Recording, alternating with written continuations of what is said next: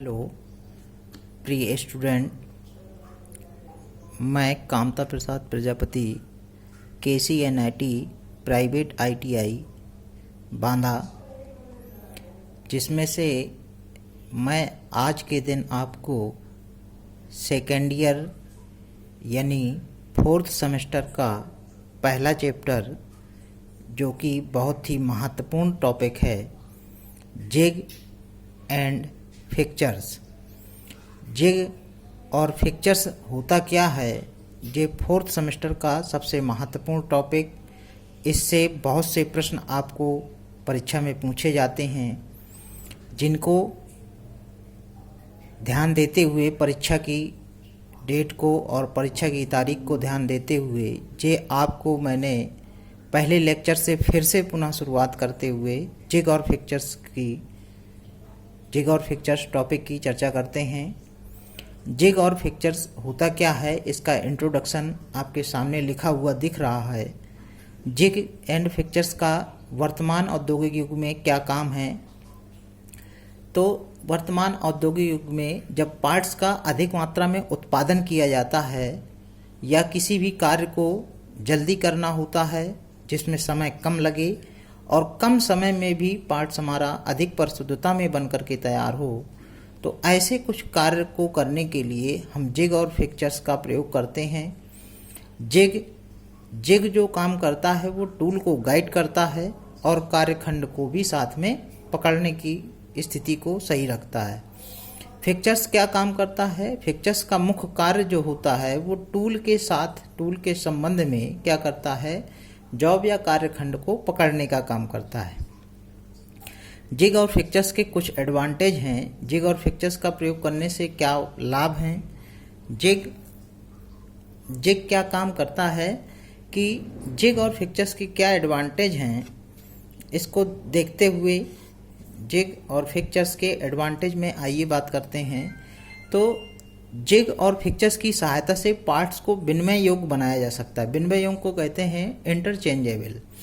Interchangeable होता क्या है कि इस गुण के सहायता से अलग अलग कारीगरों के द्वारा बनाए गए पार्ट्स, अलग अलग स्थापित कंपनियों के द्वारा बनाए गए पार्ट्स आपस में आसानी से फिट हो जाते हैं। तो वो गुण हमारा होता है इंटरचेंजेबल। इनके प्रयोग से पार्ट्स कम समय में और अधिक मात्रा में बनाए जा सकते हैं। जिग और फिक्चर्स का प्रयोग करके पार्ट्स कम समय में ज़्यादा मात्रा में बना करके तैयार किए जा सकते हैं। इनका प्रयोग करने से कम कुशल कारीगर काम आसानी से कर सकता है। जिग और फिक्चर्स का प्रयोग करते हैं तो हम कम कुशल कारीगर जो होते हैं, कम पढ़े लिखे कारीगर होते हैं, जिनको स्किल नहीं सिखाया जाता है, वो कारीगर भी आसानी से इस कार्य को इनकी सहायता से कार्य कर सकते हैं। अगला पॉइंट है, इनका प्रयोग करने से पार्ट्स की माप को बार बार चेक करने की आवश्यकता नहीं होती है। मतलब जिन पार्ट्सों को बनाया जाता है उनको बार बार मापने की आवश्यकता नहीं पड़ती है।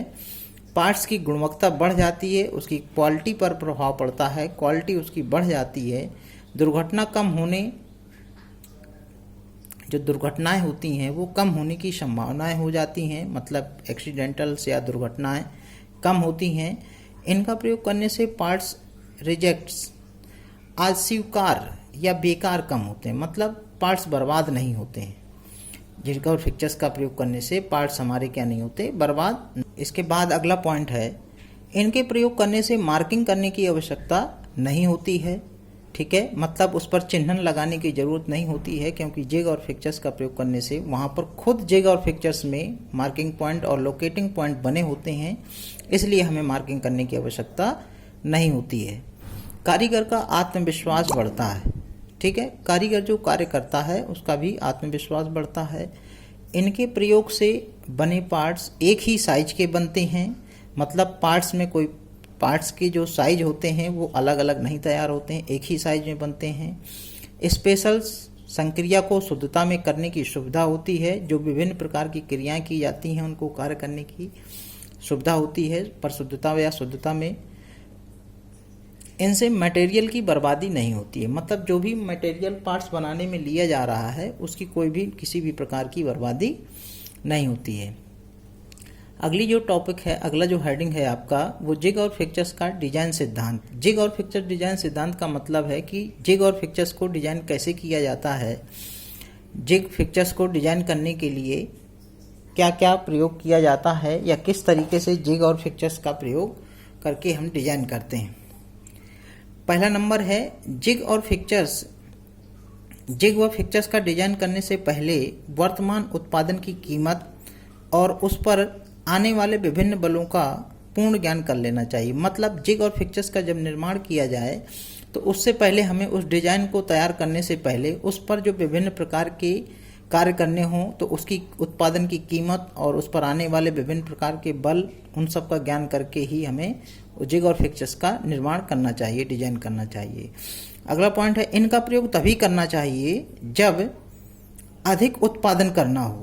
अधिक उत्पादन मतलब जब हमें एक ही तरह का पार्ट्स कई संख्याओं में बनाना हो, ज़्यादा मात्रा में बनाना हो, एक ही आकार के, एक ही साइज के, तभी हम जिग और फिक्चर्स का प्रयोग करते हैं। जिग व फिक्चर्स हल्के परंतु इनकी पकड़ मजबूत होनी चाहिए। मतलब जिग और फिक्चर्स का जब निर्माण करें तो उस समय उनकी पकड़ को मजबूत रखें और वजन में भी वो हल्के रखें। जॉब की अगला पॉइंट है जॉब को एक ही अवस्था में गाइड करने का प्रबंध होना चाहिए। मतलब विभिन्न तरीके से जॉब को क्लैंप करने की सुविधा नहीं रख करके कोशिश ये करनी चाहिए कि एक ही अवस्था से उसे गाइड किया जा सके। अगला नंबर है इनका डिजाइन सरल और सस्ता होना चाहिए। मतलब उसका आकार, जो डिजाइन बनाए उसकी बनावट हो वो सरल हो और खर्च में भी सस्ती पड़े। इनकी क्लैंपिंग आसानी से होनी चाहिए क्योंकि जल्दी खोली व बांधी जा सके। अब पता चले क्लैंपिंग में नट और बोल्ट लगाना पड़ जाए, इधर उधर कसना पड़ जाए, तो ऐसी स्थिति में क्या होता है कि हमें समय ज़्यादा यूज करना पड़ता है। जॉब में कार्य के दौरान बनने वाले चिप्स, स्क्रैप के निकलने का प्रबंध होना चाहिए। मतलब उस पर जब बनाया जाए तो उस पर ये ध्यान रखें कि चिप्स और स्क्रैप को निकलने की सुविधा रहे। जिग व फिक्चर्स को मजबूती से टेबल पर पकड़ कर रखने का प्रबंध होना चाहिए। जो टेबल पर जिग और फिक्चर्स को लगाएं उसे स्थान पर उसकी पकड़ को मजबूत ध्यान में रखते हुए उसे तैयार करना चाहिए। ठीक है, अगला पॉइंट देखते हैं। अगला पॉइंट है जिग और फिक्चर्स को मशीन टेबल पर क्लैंप करने की सुविधा। ये आपका पॉइंट हो गया है। अगला पॉइंट है जिग व फिक्चर्स के कोने या जिन्हें किनारे कहते हैं, किनारों या किनारे तेज नहीं होने चाहिए। मतलब धारदार नहीं होने चाहिए क्योंकि कार्य के दौरान कारीगर जब कार्य करता है, जब हमें कार्य करना होता है तो ऐसी स्थिति में कॉर्नर तेज होते हैं तो वो कॉर्नर हमारे हाथों में लग सकते हैं या कार्य के दौरान हमें क्षति पहुंचा सकते हैं। अगला पॉइंट है इनको तैयार करने से पहले मुख्यतः सस्ती धातुओं का प्रयोग करना। मतलब विभिन्न प्रकार की धातुएं होती हैं, लेकिन जिग और फिक्चर्स का यूज क्या होता है कि एक बार यूज करने के बाद वो बेकार हो जाते हैं। तो ऐसी स्थिति में जिग और फिक्चर्स का प्रयोग जब करें, जब जिग और फिक्चर्स का निर्माण करें, उनकी बनावट को तैयार करें तो सस्ती धातु का प्रयोग करें।